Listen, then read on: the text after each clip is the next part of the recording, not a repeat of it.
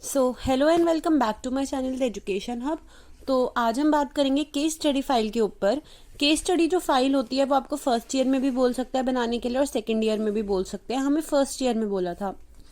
Case study का simple सा मतलब है हमें एक केस लेना है, यानी कि हमें एक स्टूडेंट लेना है जो थोड़ा डिफरेंट हो बाकी बच्चों से। ज़रूरी नहीं है कि वो फिजिकली डिसेबल्ड ही हो या फिर कोई और प्रॉब्लम हो, वो ऐसा भी हो सकता है ज़्यादा हाइपर एक्टिव हो, टॉकेटिव हो या साइलेंट हो, या उसके साथ कोई ऐसी प्रॉब्लम हो जिसकी वजह से वो शांत रहता है। हमें एक बच्चे को आइडेंटिफाई करना है कि क्यों शांत है या फिर क्यों इतना टॉकेटिव है या क्यों बच्चों को परेशान करता है, और फिर हमें उसे स्टडी करना है, यानी उससे बातें करनी है, उससे फ्रेंड से बात कर सकते हैं, उसकी फैमिली से हम बात कर सकते हैं, और फिर हम उस प्रॉब्लम को फाइंड आउट कर सकते हैं कि ये ऐसा क्यों कर रहा है। ठीक है, और उसके लिए हमें सॉल्यूशंस भी लाने होंगे। ठीक है, तो ये केस स्टडी फाइल ऐसे बनेगी, यानी हमें केस लेना है और उसके ऊपर स्टडी करनी है। तो जैसा कि आप लोग जानते हैं कि सबसे ऊपर आता है इंस्टीट्यूट का नाम, फिर आएगा आपका नाम, फिर आपका आएगा कोर्स, और फिर आएगी केस स्टडी, नीचे आएगा स्टैम्प। अब तो ऑफलाइन आपकी एसीपी होंगी, ऑनलाइन नहीं होंगी क्योंकि स्कूल खुल गए हैं ऑलमोस्ट। ठीक है, तो फिर हो सकता है एसीपी डिले भी हो जाए ना भी हो, इस बारे में मेरे को पक्का नहीं पता, लेकिन एसीपी आपकी ऑफलाइन ही होगी। ठीक है, और वहाँ पे आपको स्टैंप लगवाना होगा और ऊपर जो भी वहाँ की हेड है, प्रिंसिपल है, उनसे सिग्नेचर करवाना होगा। ठीक है, और उसके बाद आएगा इंडेक्स। इंडेक्स में देखिए हमारी फाइल जो होगी वो 2 फेजेस में बनेगी। ठीक है, पहला फेज होगा जो हमारा थ्योरी होता है, जैसे कि what is case study, importance of case study और टाइप्स ऑफ केस स्टडी। और जो सेकंड फेज होगा, सेकंड फेज में हमें बताना है अपना केस, और फॉर्मेट जो है वो भी मैं आपको साथ साथ में बता दूंगी कैसे क्या है फॉर्मेट। ठीक है, एनालाइज, अब अपने केस के बारे में बताना है, उसे क्या प्रॉब्लम है, उसके लिए हमने कुछ टेस्ट कंडक्ट करने हैं और उसका पीछे का कारण क्या है। ठीक है, फिर फॉलो अप में हमें बताना है कि हमने क्या स्पेशल एक्टिविटीज उसके लिए अरेंज करी, कितनी मीटिंग्स हुई या सजेशन। फिर डीमेरिट्स, हमें केस स्टडी के डीमेरिट्स बताना है और कंक्लूजन बताना है। ठीक है, तो ये ऐसे 2 फेजेस में बनेगी। उसके बाद हमें एनालाइज करना है और फॉलो अप्स देने हैं, तो मैं अभी आपको साथ साथ दिखा देती हूँ। उसके बाद आएगा एक्नॉलेजमेंट। एक्नॉलेजमेंट तो आपको पता ही है, मैंने पिछली वीडियोस में भी बताया। पिछली वीडियोस में मैंने आपको और भी फाइल्स बनाई है जो कि हम एससीपी के टाइम बनाते हैं, चाहे वो बीएड हो, डीएलएड हो या डीपीएससी हो। तो अगर आपको वो वीडियोस का एक्सेस चाहिए तो आपको मेरे यूट्यूब चैनल के डिस्क्रिप्शन, यूट्यूब चैनल पे आप जाइए, वहाँ पे प्लेलिस्ट होगी। प्लेलिस्ट में आपको मिल जाएगी DElEd important assignments and files, वहाँ पे आपको सारी फाइल्स मिल जाएंगी। ठीक है, तो एक्नॉलेजमेंट तो बना देंगे हम। उसके बाद देखिए क्या आएगा। सबसे पहले हम स्टार्ट करेंगे फेज 1। फेज 1 होगा what is case study. What is case study एक थ्योरी क्वेश्चन है, तो आपको ये किसी भी बुक में मिल सकता है या फिर आप सर्च भी कर सकते हो इसके बारे में, और आपको इसमें 1 to 1.5 पेजेस में लिखना है कि केस स्टडी क्या होती है। ठीक है, उसके बाद हमें बताना है कि क्या इंपॉर्टेंस है केस स्टडी की, ये भी एक थ्योरी क्वेश्चन है, ये भी आपको किसी बुक में से मिल सकता है। ओके, उसके बाद आता है टाइप्स ऑफ केस स्टडी। कितने टाइप की केस स्टडी होती है, आप ऐसे भी बना सकते हैं flow chart. 4 types of case study होती है और उन्हें थोड़ा थोड़ा एक्सप्लेन कर देना, 1 पैराग्राफ हमें चारों को एक्सप्लेन करना है कि क्या होती है केस स्टडी। अब नेक्स्ट है डिस्क्रिप्शन अबाउट द केस, यानी कि आपने कौन सा केस लिया है। ठीक है, और मतलब डिस्क्रिप्शन बताना है केस की कि उसमें कैसा बिहेवियर था बच्चों का, कैसा हो सकता है। ठीक है, वो कैसे थे, थोड़े शांत रहने वाले थे या फिर शैतान थे, कुछ भी लिख सकते हैं। अब देखिए फॉर्मेट क्या होता है केस स्टडी का। सबसे पहले हमें इंट्रोडक्शन देना होता है, फिर हमें बैकग्राउंड बताना है। ठीक है, कि किस किस बैकग्राउंड से हमने इन्फॉर्मेशन ली है, फिर इवेल्युएशन करना है उस केस का और सॉल्यूशन बताने हैं। ठीक है, उस केस सबसे पहले बताना है हमारा केस क्या है, फिर उसका क्या क्या बैकग्राउंड है, क्योंकि आपको इस पर रिसर्च करनी पड़ेगी। उस बच्चे को आपको बिना ये जाने कि उस बच्चे को खुद भी ना पता चले कि आप उस पर केस स्टडी कर रहे हैं या फिर उस पर ज़्यादा फोकस कर रहे हैं, बिना उसकी नॉलेज में आपको ये काम करना होगा। फिर आप उसे इवेल्युएट करेंगे और फिर उसके लिए सॉल्यूशंस बताएंगे, रिकमेंडेशंस बताएंगे कि क्या हम उसे रिकमेंड कर सकते हैं, वो ठीक कैसे हो, और फिर फाइनल आप बताएंगे। ठीक है, कि स्टेटमेंट क्लियर थी, डायरेक्ट थी, या फिर सॉलिड एविडेंस थे आपके पास कि नहीं, ऐसे आपके फाइनलाइज होगा केस। साथ में आप उस बच्चे की पिक्चर भी चिपका सकते हैं। देखिए ऐसे हम पिक्चर चिपका सकते हैं, और अकेले उसकी मत चिपकाना, क्योंकि हो सकता है अगर आप फोटो क्लिक करें तो उसे पता चल जाएगा कि आप उस पर कोई स्टडी कर रहे हैं। ठीक है, अब आता है एनालाइज। अब हम अपने केस को एनालाइज करेंगे। सबसे पहले अपने केस के बारे में हमें बताना है, अपने केस के बारे में, जैसे कि आपने किसका नाम लिया, कौन सी क्लास से लिया। ठीक है, कहाँ सा वो केस, उस लड़की का, बच्चे जो भी है, बॉय है गर्ल है, कौन सी क्लास का है वो बताना है। अब उस केस के साथ क्या प्रॉब्लम आपने देखी, क्या आपने फर्स्ट जब आपने उसको देखा तो क्या क्या उसकी प्रॉब्लम थी, ठीक है, वो बताना है। साथ में आप उसके साथ पिक्चर भी लगा सकते हैं, जैसे कि आप उसका नाम हाईलाइट कर सकते हैं और अपनी पिक्चर उसके साथ लगा सकते हैं। आपको फिर उसकी प्रॉब्लम बतानी है, ठीक है। आप जैसे कि वो बच्चा ज़्यादा एक्टिव था, हाइपर एक्टिव था, नॉटी था, तो जैसे कि वो क्लास में खेल रही थी, बाकी बच्चे पढ़ रहे थे, तो आप उसको लिख सकते हो प्लेइंग इन द क्लास, और यहाँ पे लिख सकते हो कि वो क्या क्या करती थी क्लास में। अब देखो, अब हमने उस सॉल्यूशन को फाइंड आउट करने के लिए, उसके बारे में फाइंड आउट करने के लिए हमने क्या करा, टीचर से इंटरव्यू करा था, फेस टू फेस इंटरव्यू, ठीक है। सिस्टर इंटरव्यू, यानी उसका बहन है, कोई कजन है, उससे भी फेस टू फेस इंटरव्यू करा था।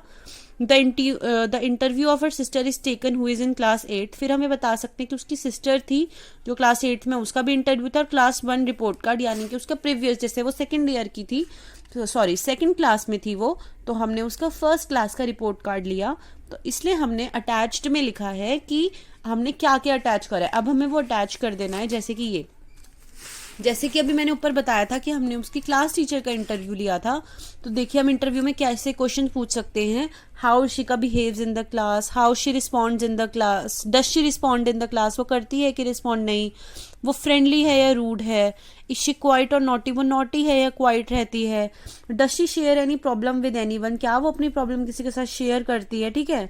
तो उसमें आंसर था कि नहीं, वो नहीं करती, और जब भी बात करती है वो एरोगेंट होती है, इसलिए बच्चे भी उससे बात नहीं करते, ठीक है। How are performance in studies and other activities, हम ये पूछ सकते हैं कि वो बाकी एक्टिविटीज में कैसी है, तो वो एवरेज है स्टडीज में और इंटरेस्टेड नहीं है वो को करिकुलर एक्टिविटीज में, ठीक है। फिर उसके बाद to other student like her company, क्या बच्चों को उसकी कंपनी पसंद है, रेगुलर है या नहीं, ठीक है। तो हम टीचर से मतलब ऐसे क्वेश्चंस पूछेंगे जिससे हमें अपने केस के बारे में और इन्फॉर्मेशन मिल जाए, ठीक है।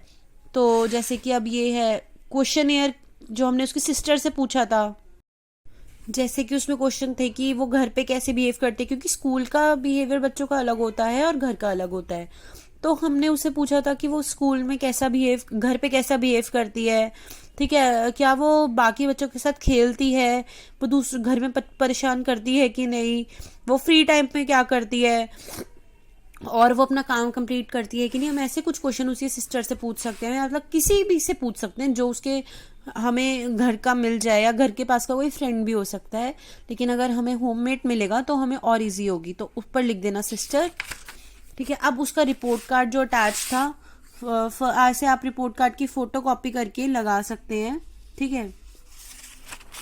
अब टेस्ट टू बी कंडक्टेड, अब उसके लिए हमने कुछ टेस्ट कंडक्ट करने हैं, वो कोई भी टेस्ट हो सकते हैं जो कि हमें सिखाए गए थे, ठीक है। तो जैसे कि पर्सनालिटी टेस्ट कंडक्ट कर सकते हैं, general mental ability test conduct कर सकते हैं, उनका मीनिंग बताना है और उससे क्या ऑब्जर्व करा आपने, जैसे कि आपने पर्सनालिटी टेस्ट कंडक्ट करा, उसका मीनिंग बताना, फिर क्या आपने उससे ऑब्जर्व करा। General mental ability test conduct करवाना है, पहले उसका मीनिंग बताना है और क्या आपने उससे ऑब्जर्व किया। क्लास टेस्ट क्या होता है और आपने उससे क्या ऑब्जर्व करा उसके बारे में वो हमें बताना है, जैसे कि टेस्ट की आप पिक्चर लगा सकते हो उसी बच्चे से कंडक्ट करवा के। देखिए, सब बच्चों से टेस्ट कंडक्ट करवाना, क्योंकि अगर अकेले उससे करवाओगे तो मे बी उसको गलत लगे, ठीक है। तो बच्चों की हमें फीलिंग्स को हर्ट नहीं करना, सब बच्चों से टेस्ट कंडक्ट करवा दो और उसका टेस्ट आपको अटैच कर देना है। देखो ये तो था क्लास टेस्ट, नॉर्मल टेस्ट था ये, और ये है जर्नल मेंटल एबिलिटी टेस्ट। इससे भी आपको कंक्लूजन मिल सकता है उसके बारे में, ठीक है। और ये है पर्सनैलिटी टेस्ट, ये आप ऐसा भी हो सकता है आप ओरल उससे पूछ लो, और ओरल पूछ लो और आंसर आप लिख लो, ठीक है। जैसे कि फ्रेंड्स इजीली बनते हैं कि नहीं, तो वो मना कर सकती है, पूछ लो ऐसे क्वेश्चन जो उसके सेंटिमेंट्स को हर्ट ना करे। उसके बाद ऐसे आप और भी क्वेश्चन पूछ सकते हो कि फील दूस आए, मतलब हमने उस बच्चे की तरफ से लिखा है, फील्ड कंफर्टेबल विद अदर, दूसरों के साथ कंफर्टेबल होते हो कि नहीं, खुद के साथ कंफर्टेबल होते हो कि नहीं, ये सब, ठीक है। अब जब आप उससे ना थोड़े अटैच हो जाओगे तो वो आपको अपनी बातें भी बताने लगेंगे, क्योंकि स्टूडेंट्स जो होते हैं वो अपनी टीचर्स के साथ बहुत ज़्यादा अटैच होते हैं, ठीक है, और वो उन्हें एज अ फ्रेंड भी मानते हैं और वो उन्हें अपना सपोर्ट सिस्टम भी मानते हैं, तो वो आपको अपनी प्रॉब्लम का कॉज भी बताएंगे, ठीक है। तो ये कॉज मैं आपको दिखाना नहीं चाहती, लेकिन क्योंकि आपको सीक्रेट रखनी है उसकी बात, क्योंकि वो आपको ट्रस्ट करके बताएगा, तो आपको ये बात सबको बतानी नहीं है, तो ठीक है, ठीक है, जो भी आपको कॉज समझ आया कि वो ऐसा क्यों कर रहा है, घर की कोई प्रॉब्लम है या किसी और वजह से वो कर रहा है, अटेंशन के लिए कर रहा है, तो वो आपको बताना है। ठीक है, फिर फॉलो अप में हम बताएंगे, जैसे फोटो आप लगा सकते हो कि फ्रेंड्स बनवा सकते हो उसके, ठीक है, उसको बाकी बच्चों के साथ एंगेज कर सकते हो। ठीक है, तो उसके लिए क्या स्पेशल एक्टिविटी अरेंज करवाई, जैसे कि बैलेंसिंग बैलून, मतलब बच्चों के लिए हमें अरेंज करवाना है, उस रेस में हमने क्या कराया और क्या ऑब्जर्व करवाया। ठीक है, जैसे कि देखिए उसे गेम्स खिला सकते हो और एंगेज कर सकते हो ग्रुप एक्टिविटीज में। 3 लेग रेस है, उस रेस में क्या हुआ, आपने क्या ऑब्जर्व करा, कलरिंग टुगेदर है, 3 लेग रेस है और उसकी पिक्चर्स भी लगा सकते हो। अदर एक्टिविटीज करवा सकते, कलरिंग टुगेदर है, अदर एक्टिविटीज में क्या करवा सकते हो, गेम्स खिला सकते हो, जैसे खो खो हो गया, डॉग इन द पॉन्ड, यानी कोई भी गेम जो बच्चों को इंटरेस्टिंग लगे वो खिलवा सकते हो। ठीक है, अब इससे क्या होगा, due to this games she made new friends, started to make coordination, this help her to convert her aggressive energy into these activities. तो इससे क्या होगा कि वो अपनी एक्टिविटीज को, मतलब एग्रेसिव एक्टिविटीज को चेंज करके पॉजिटिव में कन्वर्ट करेगी। ठीक है, नंबर ऑफ मीटिंग्स, अब कितनी मीटिंग्स करी, मीटिंग्स विद पेरेंट्स करी, क्लास टीचर और अदर स्टाफ के साथ आपने मीटिंग करी। ठीक है, कितनी करी वो बताना है और पिक्चर्स लगा सकते हो। फिर सजेशन, और सजेशन बच्चे को क्या दे सकते हैं, उस बच्चे के लिए क्या सजेशन होगा, उस बच्चे को हम बोल सकते हैं फोकस ऑन योर स्टडीज, मतलब अपनी मूवमेंट ऑफ लाइफ में हर एक मोमेंट पे पेशेंट रहना। और सजेशन गिवन टू पेरेंट्स, उसके पेरेंट्स को सजेशन दे सकते हैं, क्लास टीचर को सजेशन दे सकते हैं और अदर पर्सनल को, मतलब बाकी बच्चों को बोल सकते हैं उनके साथ इंटरेक्ट करो, उस पर ध्यान दो, उसके साथ पेशेंट रहो। ठीक है, तो ये है, ये हम बता सकते हैं। The following are the demerits of case study method. अब केस स्टडी के कुछ डीमेरिट्स होते हैं, एक जर्नल है ये क्वेश्चन और ये एक थ्योरी क्वेश्चन है, इस पे हम बना सकते हैं कि ये टाइम कंज्यूमिंग होता है। ठीक है, डाटा बहुत सारा इसमें कलेक्ट करना पड़ता है, डिफिकल्ट टू रेप्लिकेट होता है, मतलब मुश्किल होता है थोड़ा सा इसको करना। ठीक है, और पिक्चर्स भी लगा सकते हैं। और किस केस स्टडी से कंक्लूजन आपको बताना है कि कैसे कैसे आपको हेल्प मिली। ठीक है, और क्या आपने इसे सीखा, ये आपको जर्नल वे में बता रहे हैं। तो होप है आपको वीडियो समझ आई होगी। अगर आपके कोई भी डाउट्स होते हैं तो कमेंट सेक्शन में पूछ सकते हैं। And if you like watching the education hub videos, to do subscribe to my channel. Thanks for watching.